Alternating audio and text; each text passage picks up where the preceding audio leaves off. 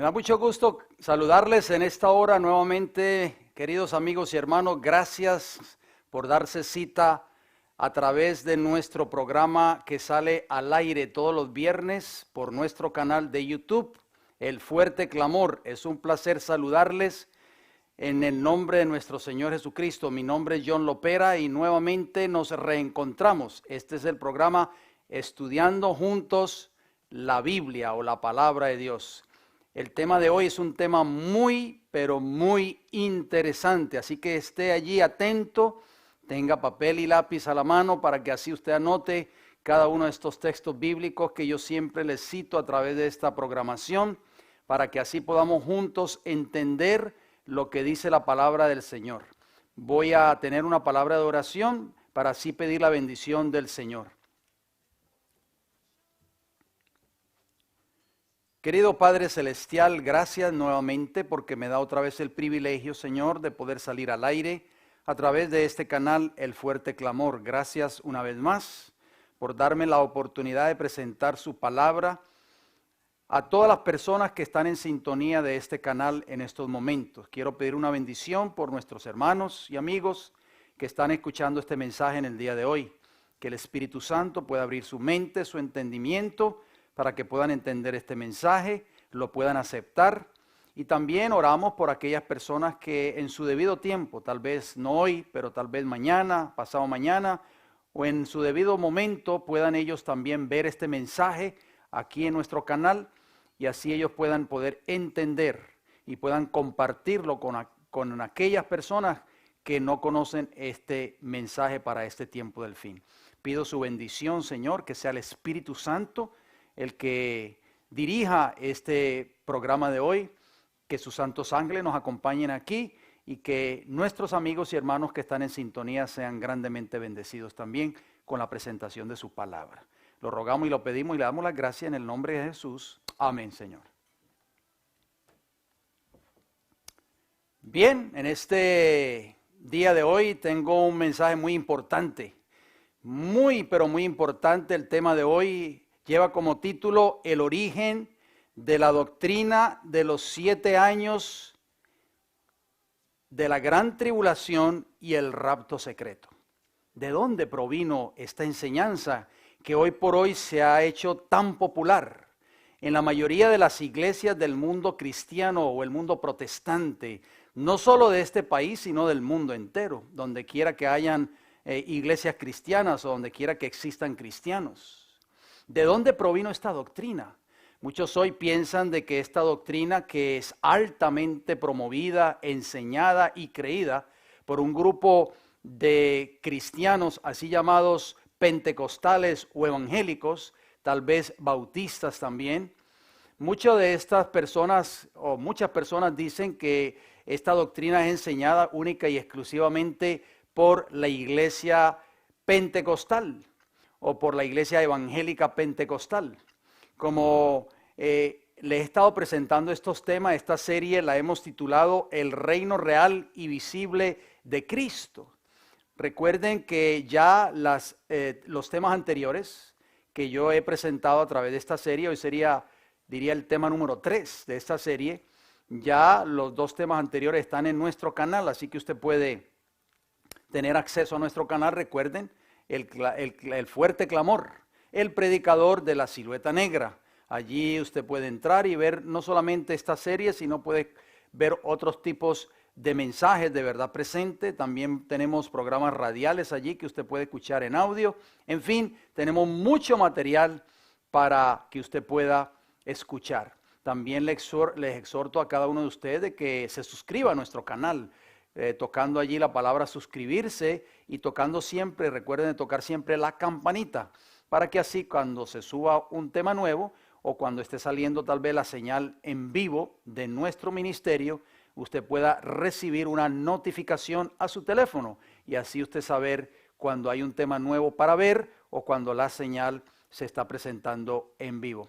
Así que les exhorto de que sigan visitando nuestro canal, lo compartan con sus amistades, con sus amigos, compañeros de trabajo, vecinos tal vez que quieran conocer estas grandes verdades o tal vez con algún familiar de ustedes. Bien, en esta hora, como les dije, Es un tema muy importante, tenemos que estar atentos porque nos vamos a dar cuenta, queridos hermanos y amigos, de que esta doctrina, la doctrina de los 7 años de la gran tribulación, que le he estado hablando en los temas anteriores, y también del rapto secreto, muy promovido por la gran mayoría de ministros y pastores evangélicos pentecostales desde Gigi Ávila, como ya les mostré en el primer tema de esta serie, que fue un predicador en Puerto Rico. Por más de 50 años él predicó esta doctrina del rapto secreto. Y según su propio testimonio, que lo pusimos allí, usted lo puede escuchar allí en el audio, en nuestro primer tema, él decía que el Señor le había mostrado en visión la doctrina del rapto y lo mandó a predicar el rapto secreto. Y inclusive él se vio que estaba siendo arrebatado, que él se iba en el rapto secreto, según él cuenta en su testimonio. Pero tristemente podemos darnos cuenta de que este señor pues murió, falleció y no se fue en el rapto secreto como él pretendía enseñar o como él decía que el Señor se lo había mostrado. Pero en esta hora nos vamos a dar cuenta verdaderamente de que esta doctrina tiene un origen, porque todo tiene origen. Y esta doctrina tuvo un origen, pero usted se va a sorprender. Este origen de esta doctrina de los 7 años de la gran tribulación y el rapto secreto no tuvo ese origen, no se originó, valga la pena la redundancia, en la iglesia evangélica pentecostal o tal vez en otras iglesias cristianas o protestantes. Pero vamos adelante, lo vamos a ir analizando a la luz de la palabra de Dios, por supuesto, y también de la historia. El versículo de introducción se encuentra en Mateo capítulo 24 y el versículo 4, que nos dice Jesús diciéndole a sus discípulos: mirad que nadie os engañe. Es un consejo muy sabio para nosotros en esta noche. ¿Por qué? Porque muchos hoy están siendo engañados, tristemente. Son millones y millones de personas, que lo vamos a ver más adelante, que están siendo engañados con esta doctrina de los 7 años de la gran tribulación y el rapto secreto.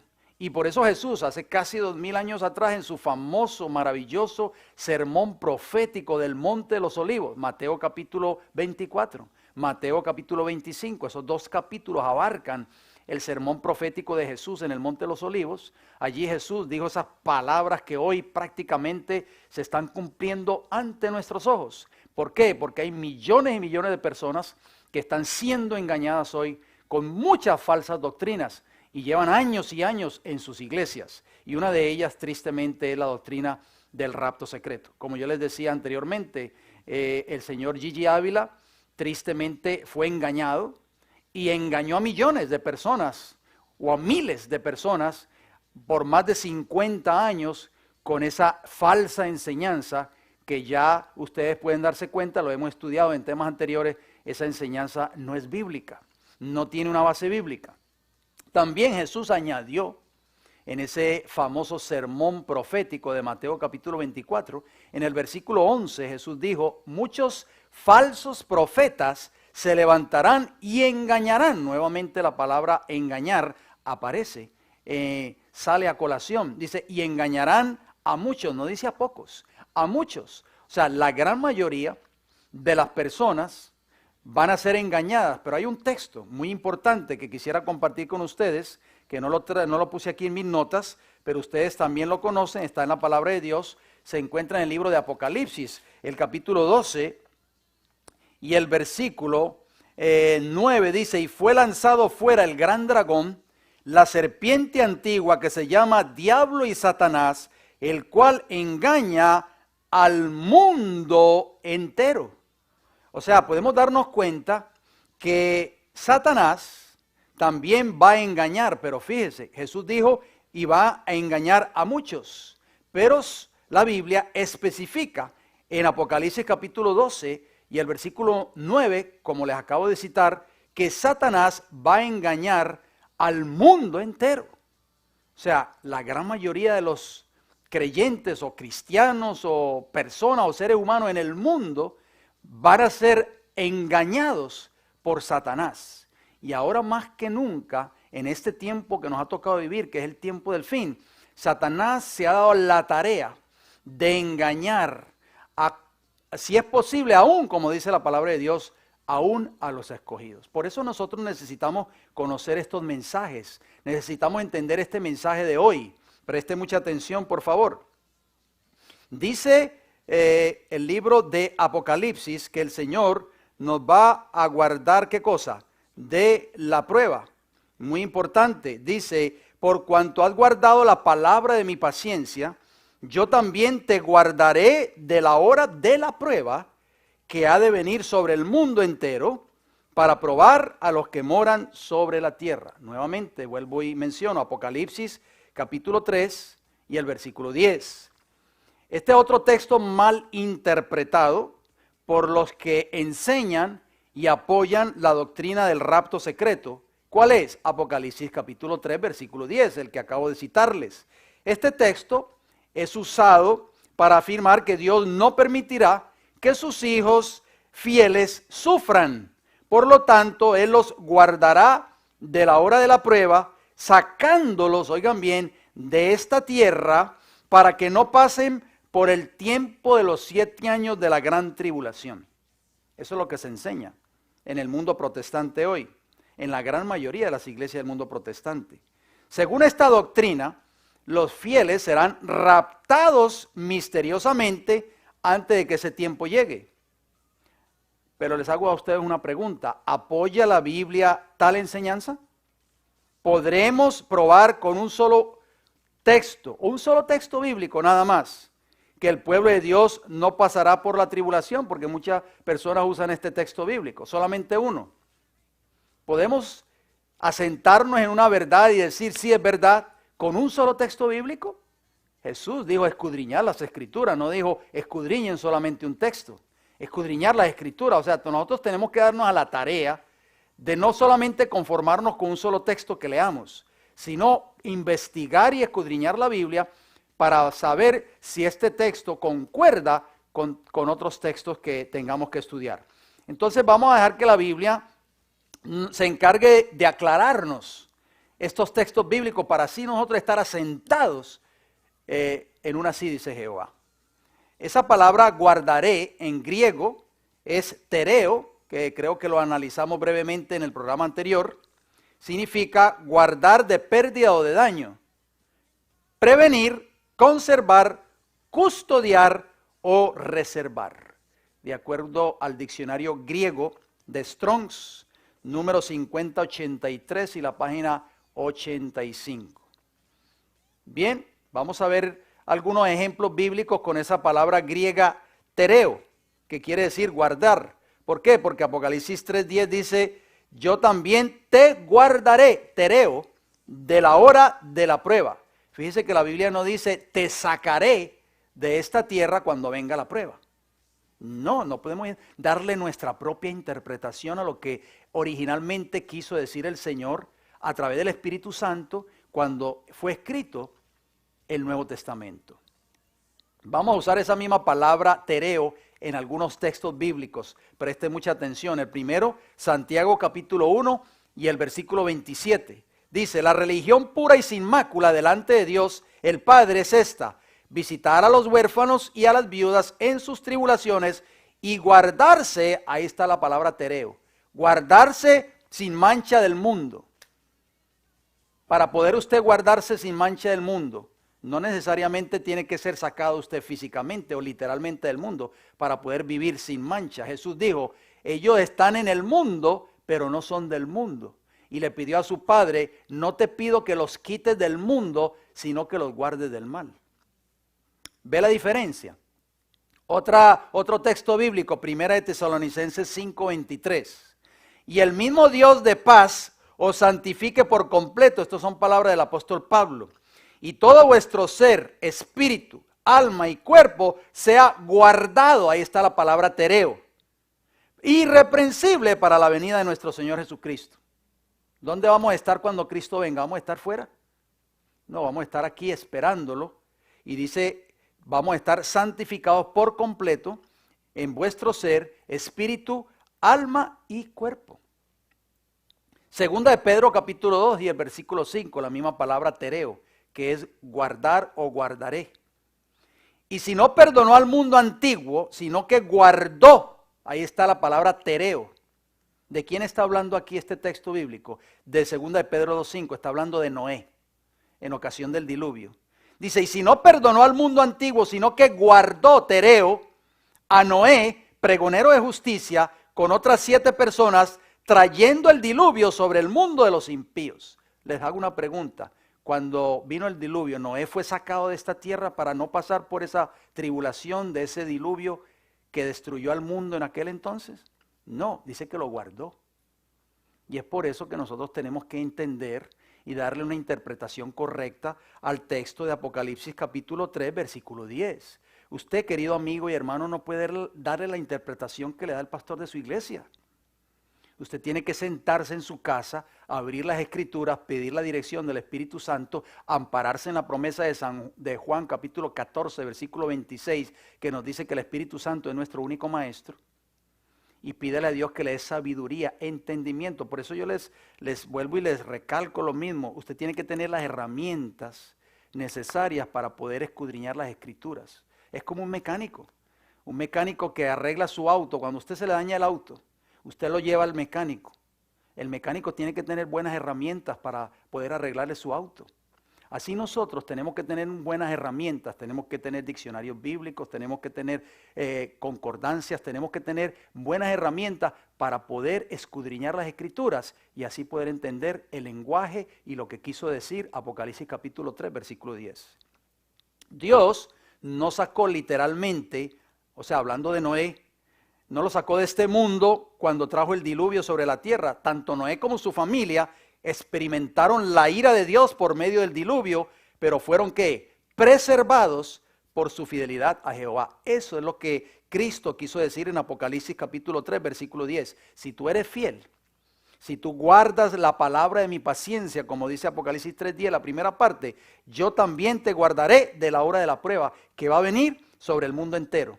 Y leíamos en el programa anterior, recuerdan, Daniel 12:1, va a venir un tiempo de angustia, y ese tiempo de angustia en hebreo es tribulación, cual nunca hubo desde que hubo gente aquí en esta tierra.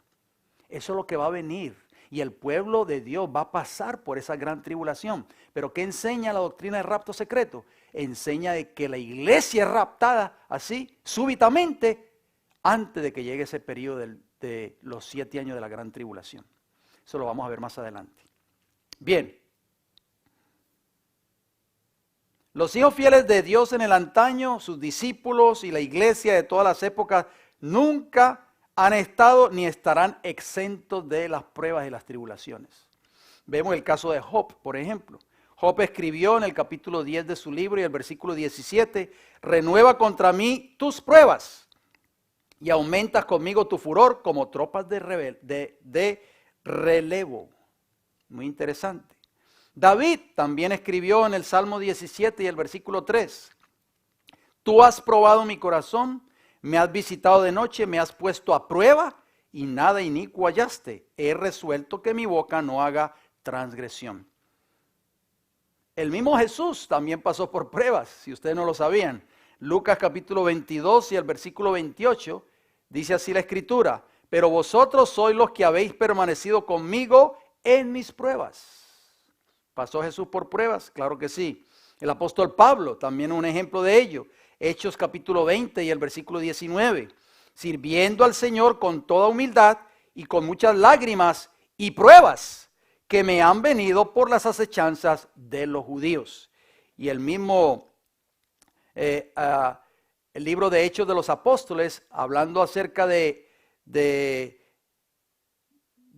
esa experiencia del apóstol Pablo, el escritor de este maravilloso libro, que es el libro de Hebreos, que fue el apóstol Pablo, también escribió en el capítulo 11 de este libro, en el versículo 37, hablando de esos hombres y mujeres fieles de antaño, escribió lo siguiente: fueron apedreados, aserrados, puestos a prueba, muertos a filo de espada, anduvieron de acá para allá, cubiertos de pieles de ovejas y de cabras, pobres, angustiados y maltratados.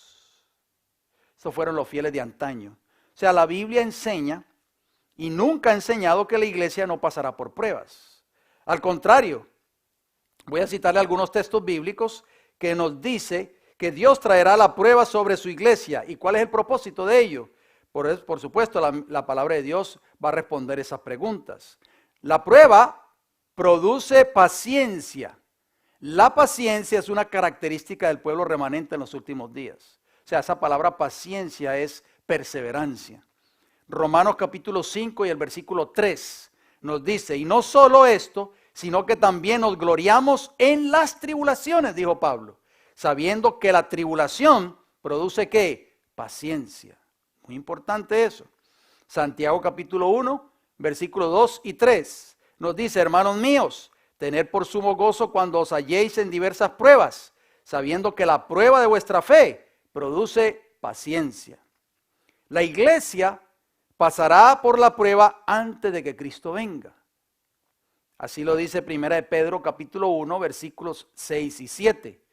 En lo cual vosotros os alegráis, dijo Pedro, aunque ahora por un poco de tiempo, si es necesario, tengáis que ser afligidos en diversas pruebas, para que sometida a prueba vuestra fe, mucho más preciosa que el oro, el cual aunque perecedero se prueba con fuego, sea hallada, oigan bien, esa fe que va a ser probada, sea hallada en alabanza, gloria y honra cuando sea manifestado Jesucristo. Entonces, ¿en qué quedamos? ¿La iglesia va a pasar por una prueba, por un tiempo de tribulación antes de que Cristo venga? ¿Sí o no? Por supuesto que sí, así lo está diciendo el apóstol Pedro claramente. Dice que esa prueba suya, esa prueba mía, o esa fe va a ser probada por el fuego antes de que Cristo venga, para que cuando Él venga, dice, sea hallada esa fe suya, esa fe mía, en alabanza, gloria y honra cuando se manifieste Jesucristo. Muy importante. No estaremos exentos de la persecución. Dios guardará a sus hijos fieles en el tiempo del fin para que no se aparten de la verdad. Vamos a ver qué nos dice Juan capítulo 17, versículos 12 y versículo 15. Estas son palabras de Jesús cuando Jesús oró por sus discípulos. Cuando estaba con ellos en el mundo, está orándole Jesús a su Padre, yo los guardaba en tu nombre. A los que me diste, yo los guardé. Y ninguno de ellos se perdió, sino el hijo de perdición, para que la escritura se cumpliese. No ruego que los quite del mundo, sino que los guardes del mal. Interesante estos textos. O sea, estos textos que yo acabo de citarles de Juan 17, 12 y 15, no dicen, sino que los saques del mal. ¿Verdad que así nos lo dice su Biblia? Yo quiero que usted abra su Biblia y lea ese texto de Juan capítulo 17, versículo 15, donde dice, no ruego que los quites del mundo, o sea, que los saques del mundo, sino que los guardes del mal. Fíjese que Cristo no dice, no digo o no ruego que los saques del mal, sino que los guardes del mal. Lo mismo que decía Apocalipsis capítulo 3, versículo 10. O sea, Dios va a proteger a sus hijos fieles en medio del tiempo de la gran tribulación, cuando Miguel se levante, como leíamos en el tema anterior, en Daniel capítulo 12 y el versículo 1. Mire lo que dice 2 de Tesalonicenses 3:3.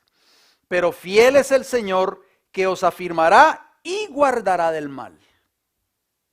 ¿Nos va a guardar el Señor del mal? ¿Nos va a guardar de la prueba? ¿Nos va a guardar de la tribulación? Claro que sí. O sea, nos va a proteger si somos fieles a Él.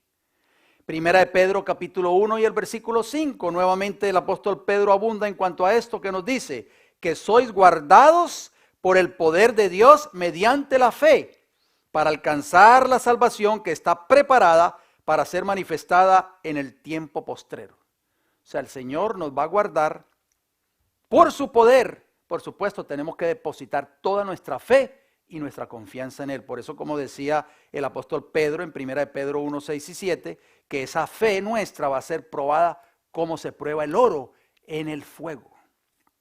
Y 1 de Juan capítulo 5 y el versículo 18 dice lo siguiente, sabemos que todo aquel que ha nacido de Dios no practica el pecado, pues aquel que fue engendrado por Dios le guarda y el maligno no le toca. O sea, estamos en un mundo donde, ¿qué?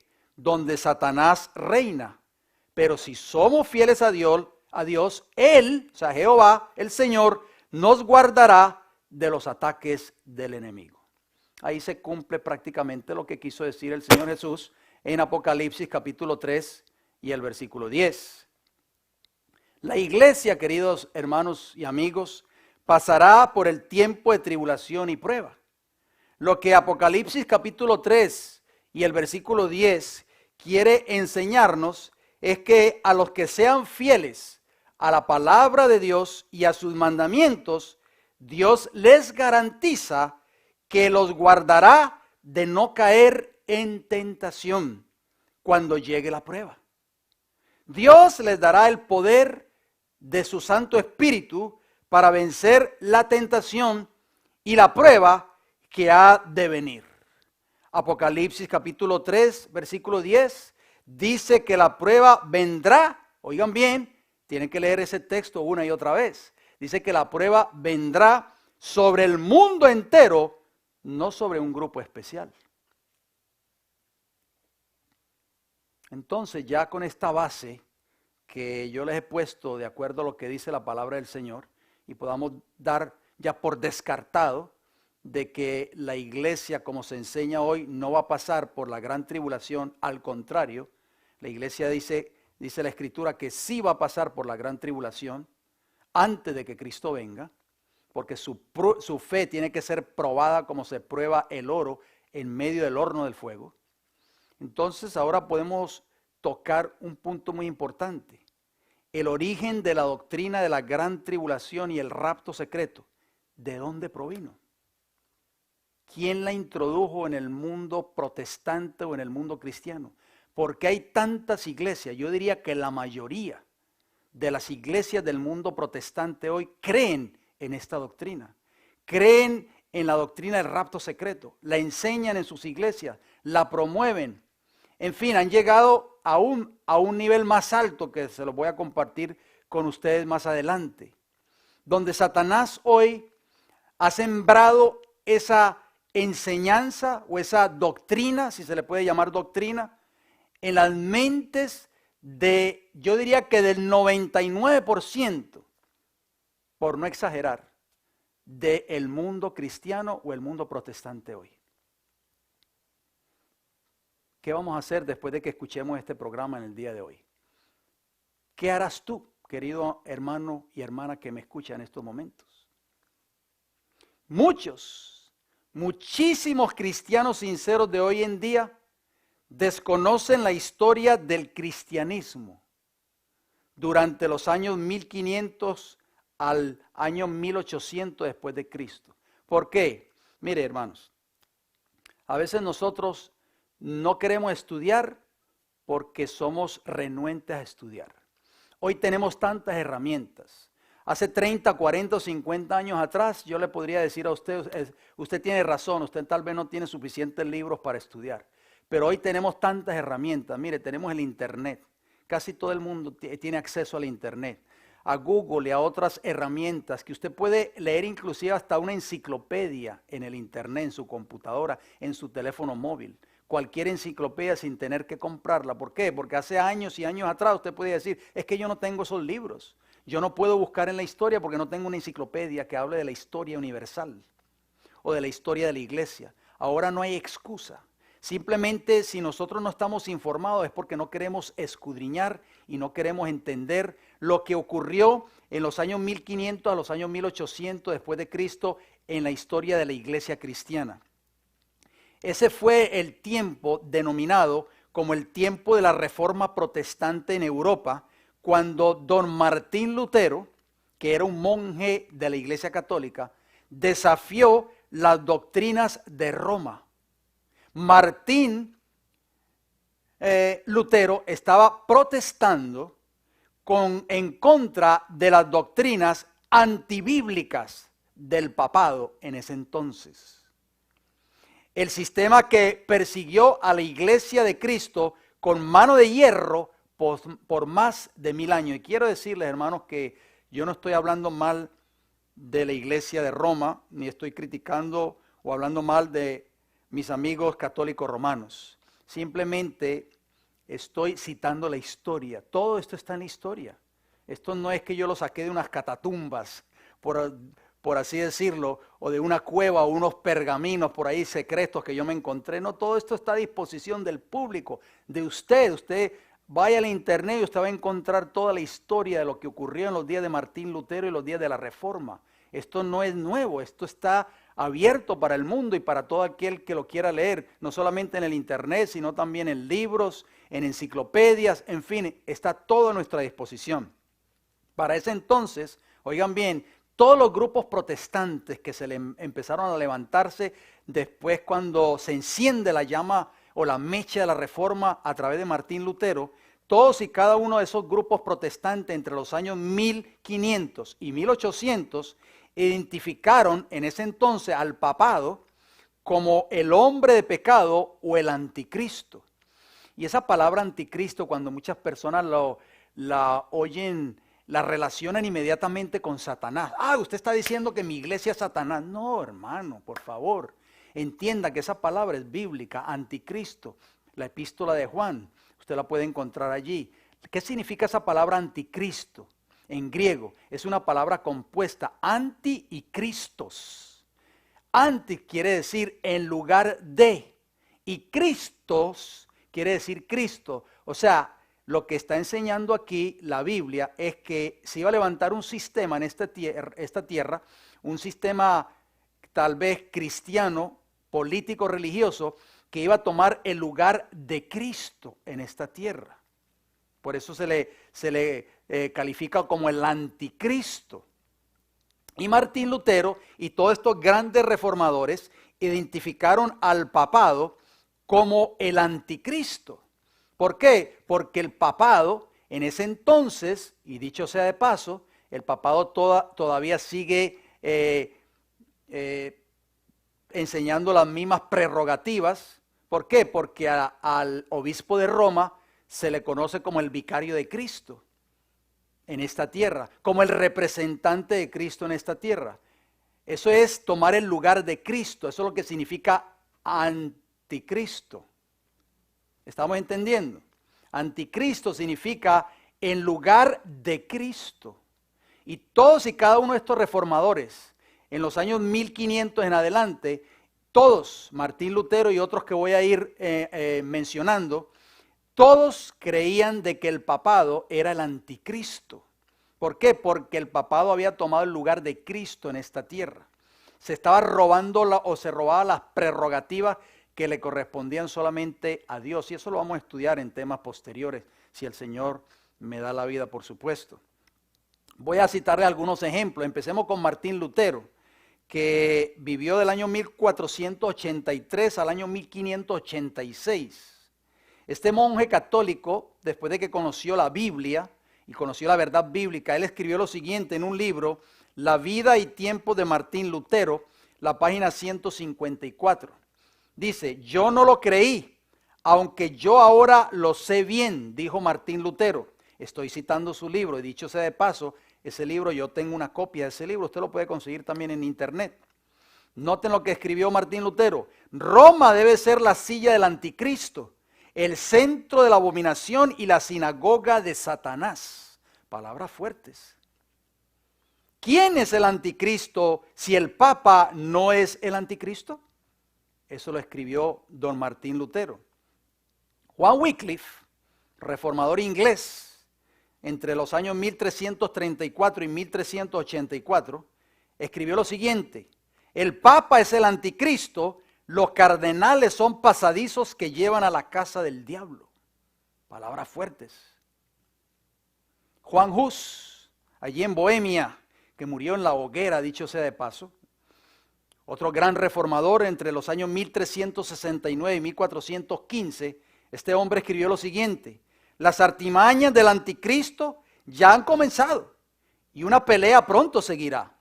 Juan Hus también necesitará levantar sus alas contra la bestia y su cola que siempre esconde la abominación del anticristo. El Señor destruirá la cabeza y la cola, es decir, el Papa y sus profetas. ¡Wow! Juan Wesley, este hombre entre los años 1730 1703 y 1791, escribió lo siguiente: en sentido enfático, el papado es el hombre de pecado, en cuanto él incrementa toda clase de pecados, más que cualquier medida que se pueda dar al pecado. Es el hijo de perdición, ha causado la muerte a innumerables multitudes. ¿Dónde está ese espíritu protestante hoy? Ya ha desaparecido prácticamente. Así que podemos darnos cuenta de que cada uno de estos reformadores, todos creían lo mismo, todos enseñaban lo mismo y todos predicaban lo mismo. Todos decían que el obispo de Roma, en este caso el Papa, era el anticristo en esta tierra. Por lo tanto, oigan bien lo que sucedió como producto de toda esa gran reforma que comenzó a levantarse primero con Martín Lutero y después con Wesley y otros reformadores más. Roma desesperadamente deseaba encontrar una forma para salirse de este problema. O sea, el papado comenzó a buscar una forma de salirse de este gran problema, de acallar esa voz disidente o esa voz protestante. Y sobre todo este mensaje que ellos estaban enseñando, esta plataforma que tenían estos grandes reformadores con relación a quién era el anticristo. Los jesuitas de Roma pasaron muchos años estudiando los libros de Daniel y Apocalipsis, y uno de estos jesuitas creó la doctrina del futurismo. Quizá usted nunca ha escuchado acerca de esta doctrina. ¿Qué significa eso, el futurismo?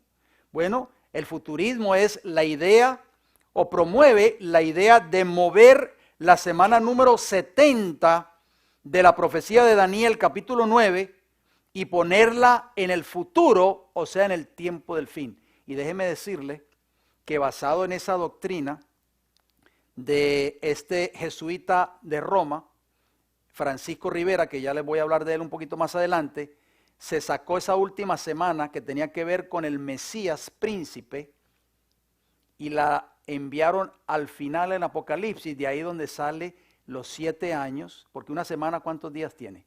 7, ¿verdad? De ahí donde surge la doctrina de los 7 años de la gran tribulación. ¿Por qué? Porque no había otra forma de sacar ese periodo de la Escritura, porque esos 7 años de la gran tribulación no están en la Biblia. Entonces los jesuitas de Roma se dieron a la tarea por muchos años a estudiar las profecías de Daniel y Apocalipsis. Escuchen bien. De esta forma, así podrían decir, o sea, los jesuitas de Roma, que el anticristo no era el papado, sino que el anticristo se mostraría en algún tiempo futuro muy distante. No es eso lo que enseña hoy Tim LaHaye y todos estos grandes predicadores evangélicos y pentecostales.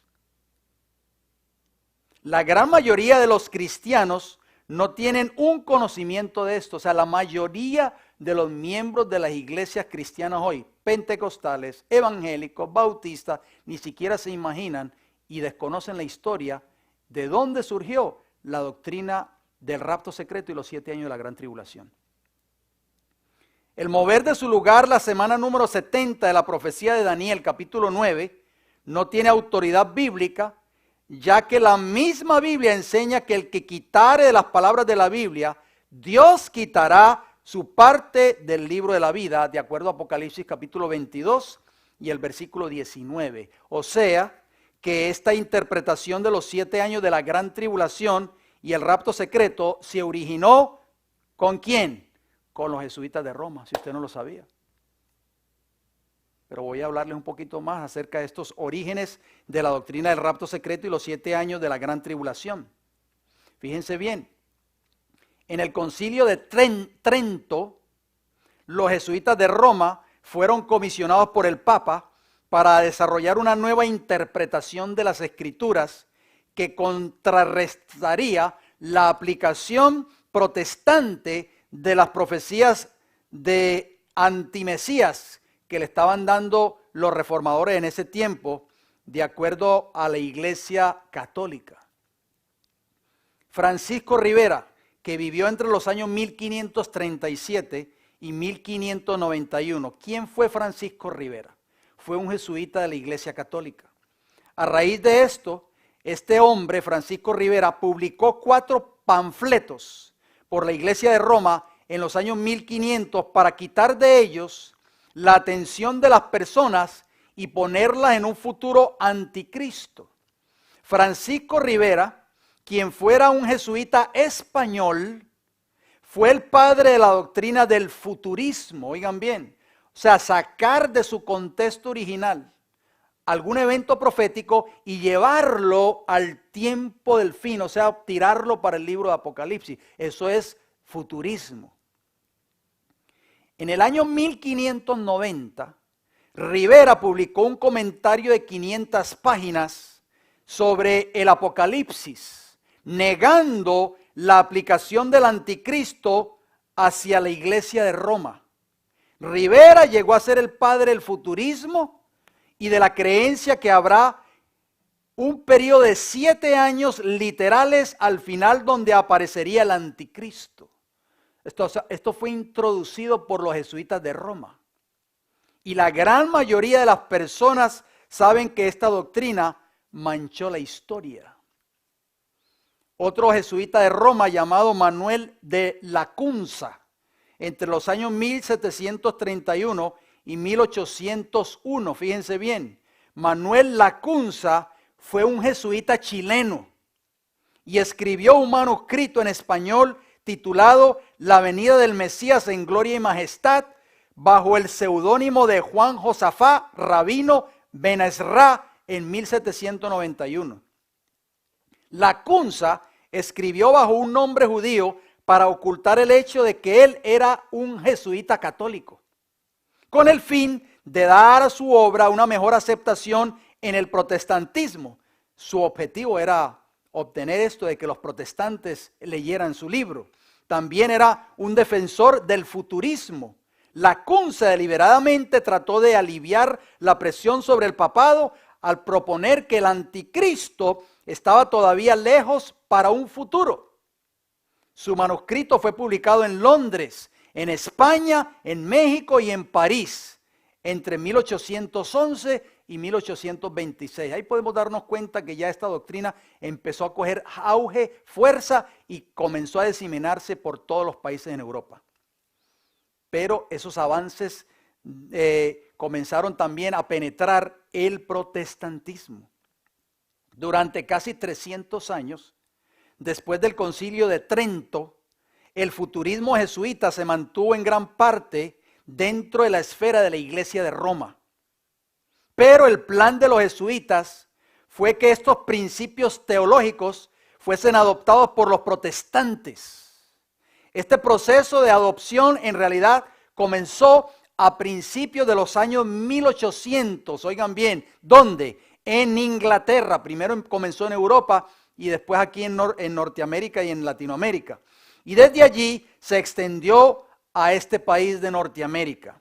La historia de cómo sucedió esto es a la vez fascinante y trágica. Nunca el futurismo de Rivera representaba una amenaza positiva para los protestantes durante los 3 siglos.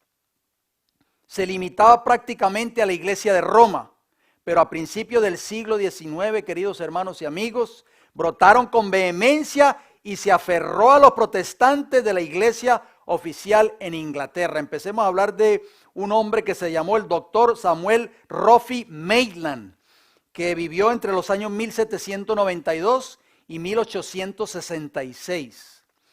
Este hombre era un abogado y estudioso de la Biblia. Se convirtió en bibliotecario del arzobispo de Canterbury. Es muy probable que un día descubriera el comentario de Rivera, o sea, el jesuita español, en la biblioteca. En cualquier caso, en 1826, este hombre, Samuel Roffey Maitland, publicó un libro ampliamente leído atacando la reforma y dio su apoyo a Rivera en la idea de un futuro de un solo hombre, o sea, el anticristo. Durante los 10 siguientes años, este hombre, Samuel Roffey Maitland, continuó su reforma o su retórica antirreforma, o sea, en contra de los protestantes que levantaron esta gran reforma, como Martín Lutero, Juan Hus, Wycliffe, etc. Como resultado de su celo y fuertes ataques contra la reforma en Inglaterra, el protestantismo de esa misma nación que produjo la Biblia de King James, o sea, el rey Santiago, en 1611 se recibió un golpe demoledor. Hablemos de otro personaje, Edward Irving, que vivió entre los años 1792 y 1834. Este hombre, Edward Irving, fue un presbiteriano escocés y precursor de los movimientos pentecostales y carismáticos. Tradujo la obra de Lacunza del español al inglés en un libro titulado La venida del Mesías en gloria y majestad, con un discurso preliminar, publicado en Londres en el año 1827 por L.B. Sickley y hijos, que incluía un propio prefacio bien largo de Irving. Irving se convirtió en uno de los predicadores más elocuentes de su tiempo y una figura destacada de la Iglesia Católica Apostólica de Inglaterra. En 1828, sus reuniones al aire libre en Escocia, o sea, las reuniones de Edward Irving, atrajeron a una multitud de 10,000 personas. Fíjense bien que no era un grupo pequeño. Su iglesia en Londres sentaba un millar de personas y que se llenaba semana tras semana con el pueblo extraído de los círculos más brillantes e influyentes de la sociedad. ¿Qué decía Jesús cuando leímos Mateo 24:4 y Mateo 24:11? Muchos van a ser engañados. Irving descubrió el libro de Lacunza y estaba profundamente conmovido por él. En este momento Irving escuchó lo que él cree que es una voz del cielo que le ordenaba predicar el rapto secreto de los santos, lo mismo que Gigi Ávila. Irving comenzó a celebrar conferencias bíblicas en toda Escocia, haciendo hincapié en la venida del Mesías para arrebatar a su iglesia. Sobre este mismo tiempo se inició la emergencia de un nuevo movimiento que llegó a ser conocido como los Hermanos de Plymouth. Hablemos también de John Nelson Darby. Vivió entre los años 1800 y 1882.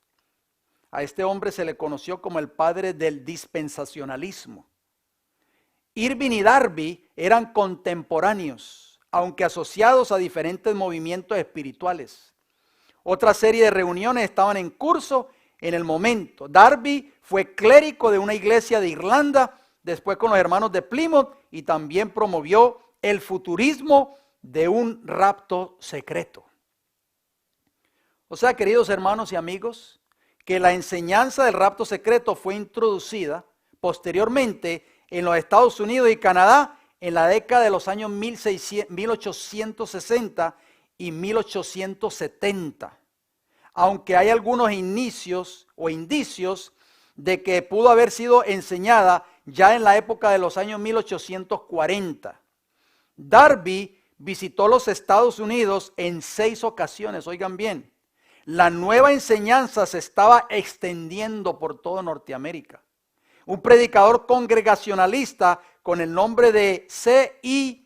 Scofield estuvo bajo la influencia de Darby y los hermanos de Plymouth.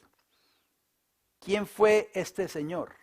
Bueno, así fue que comenzó a introducirse el futurismo, la doctrina jesuita promovida por Roma a través de Francisco Rivera y sus asociados y todos los jesuitas de Roma en Estados Unidos. Cyrus Scofield Ingerson, que vivió entre los años 1843 y 1921. Una de las figuras más importantes de todo este drama fue Cyrus Scofield Ingerson, abogado de Kansas, que fue fuertemente influenciado por los escritos de Darby. En 1909, escuchen bien, Scofield publicó la primera edición de su famosa Biblia de referencias Scofield, que dicho sea de paso, no la traje hoy, se me olvidó, pero yo tengo una copia de esa Biblia, la famosa Biblia de Scofield. En el año 1900, oigan bien, esta Biblia se hizo tan popular en las escuelas bíblicas protestantes de Norteamérica que era necesario imprimir literalmente millones de copias. Millones, hermanos. Sin embargo, en las notas a pie, o sea, los comentarios, porque esa Biblia tiene comentarios en la parte de abajo, o sea, comentarios de Scofield, muy respetados por la misma Biblia. Scofield inyectó a través de esa Biblia grandes dosis del líquido del futurismo que también se encuentra en los escritos de Darby, de Maitland, de Rivera y de todos estos jesuitas de Roma.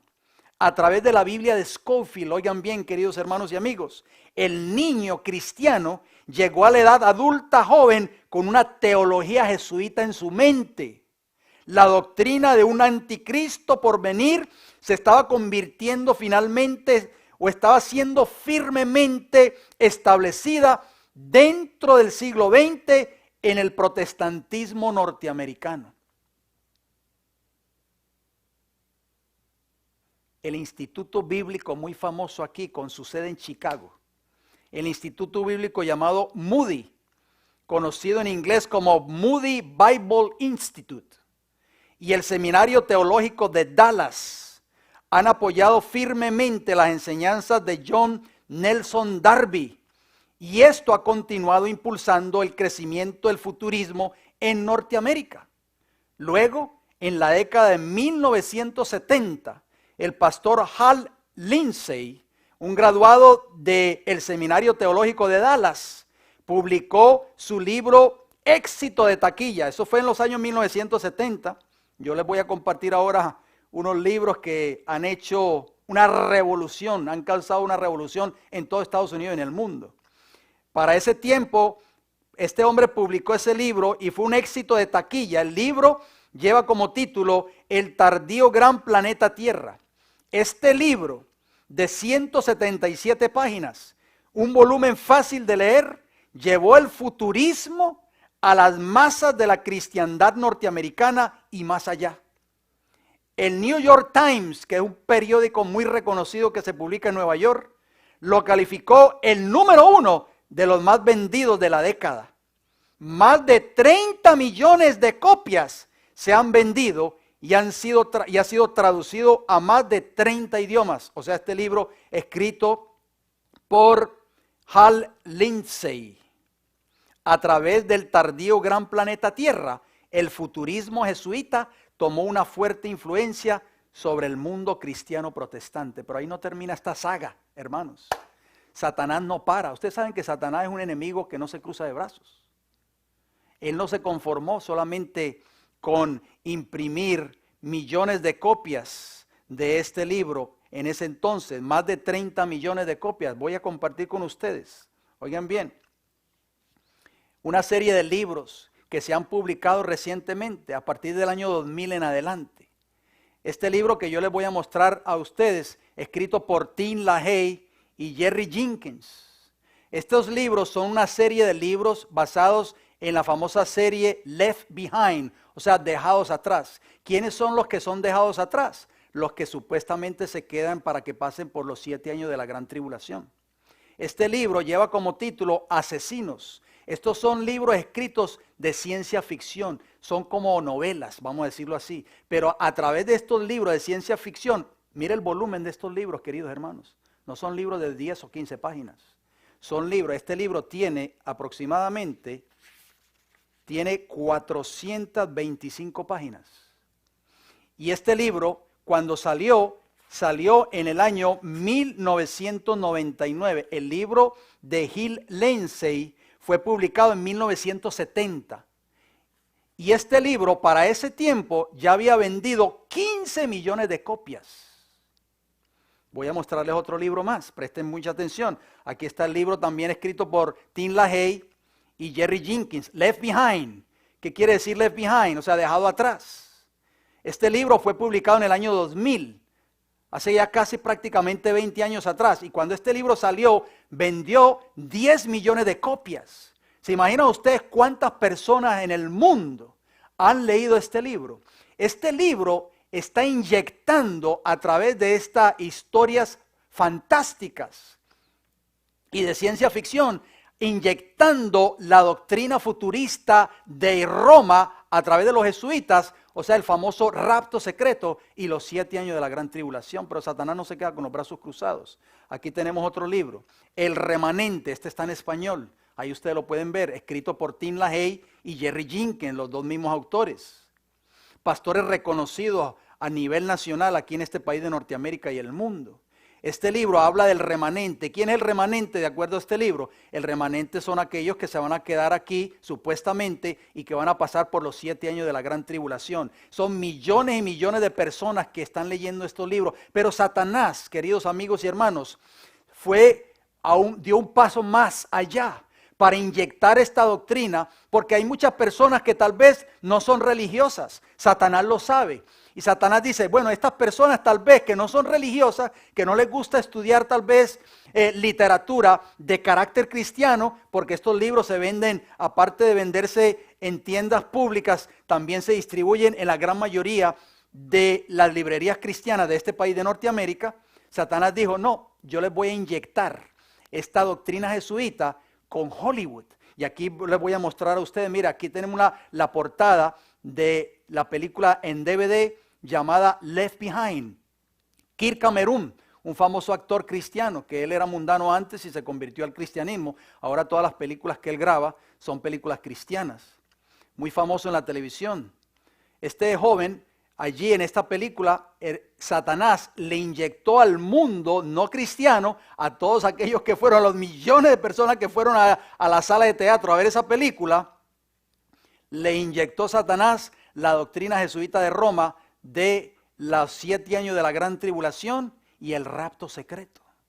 Pero Satanás fue más lejos todavía. Recientemente Hollywood sacó otra película más. Ahí tiene usted la portada. Por un famoso actor, Nicolas Cage, ganador del Oscar inclusive. Nuevamente Left Behind. Ahí está la portada de esta película. Left Behind, dejado atrás. Satanás, hermanos, se ha encargado de sembrar esa falsa doctrina en las mentes de los cristianos a través de esta saga de libros de Tim LaHaye y Jerry Jenkins, y también se ha encargado de sembrar esta doctrina jesuita en las mentes de los mundanos a través de Hollywood.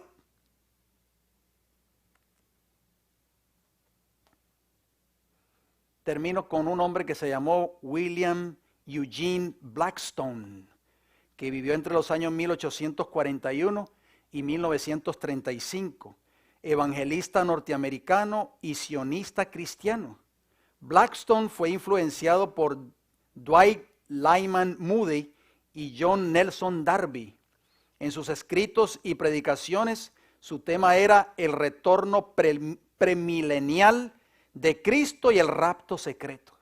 Su obra de renombre fue Jesús viene, el cual se convirtió en libro de referencia de los dispensacionalistas por los próximos 50 años. Satanás no duerme, hermanos.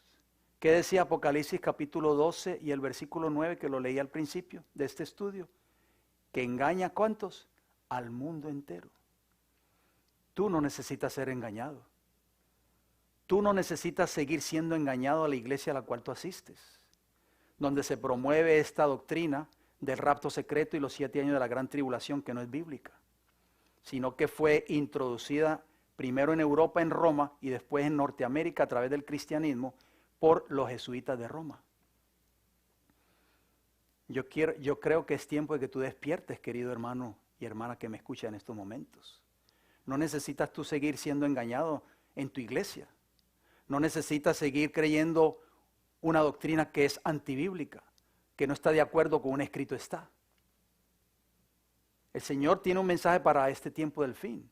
El Señor viene pronto, Jesús viene pronto, sí, viene por segunda vez. Viene en gloria y majestad, pero dice la palabra de Dios, Apocalipsis capítulo 1 y el versículo 7, que todo ojo le verá. Todos, tanto impíos como justos, van a ver a Jesús por segunda vez viniendo en la nube del cielo con gran poder y gran gloria. ¿A quién tú vas a creer? ¿Vas a seguir creyendo lo que escuchas del labio del pastor a la iglesia a la cual tú asistes? ¿O vas a seguir escuchando el consejo que Dios habla en su palabra? Yo quiero que tú tomes tiempo para analizar cada uno de estos temas que ya están en nuestro canal. Estudia el tema número 1, estudia el tema número 2, estudia este tema que estás escuchando en esta hora. Y pídele al Señor que te ayude, que te aclare tu mente. ¿Por qué? Porque tú no necesitas ser engañado. Tú estás escuchando este mensaje en el día de hoy con un propósito. El propósito de que tú abras tus ojos y te des cuenta de que Cristo quiere alumbrar tu mente con la verdad, no con el error. No puedes seguir albergando en tu corazón una doctrina jesuita, una doctrina que introdujo Roma para engañar al mundo. Y Satanás está engañando al mundo con esta falsa doctrina. Y se ha ido más lejos. No solamente está engañando al mundo cristiano con todos estos libros que están publicando y con toda esta literatura y todos estos institutos bíblicos que se han levantado aquí en Norteamérica, que promueven y enseñan y siembran esa semilla de esta falsa doctrina en las mentes de esos jóvenes estudiantes, sino que Satanás también ha querido abarcar al mundo impío allá afuera a través de una sala de teatro, a través de Hollywood. ¿Seguirás tú siendo engañado? ¿Seguirás tú siendo engañada? Que el Señor te bendiga en esta hora y el Señor te ayude a entender este mensaje y entender la verdad para este tiempo del fin. Terminamos con una palabra de oración. Padre Celestial, en esta hora damos gracias, Señor, por su palabra. Gracias, Señor, porque verdaderamente nos damos cuenta de que Satanás ha sido muy astuto y ha traído tanta confusión en el mundo, que hay millones y millones de personas, Señor, que se han comido estos libros literalmente hablando y han sido engañados, Señor, por esta falsa doctrina jesuita. Le pedimos de todo corazón, Señor, de que este mensaje pueda calar en los corazones de nuestros hermanos y amigos que están en sintonía de esta programación el día de hoy. Tócale sus corazones y ayúdalos para que puedan despertar, Señor, y puedan salir de la confusión y puedan buscar la verdad para este tiempo del fin. Gracias por escucharnos en el nombre de Jesús. Amén. Que el Señor les bendiga grandemente. Recuerden, el próximo viernes a la misma hora estaremos estudiando nuevamente un tema más de la palabra del Señor. Les esperamos. Dios les bendiga.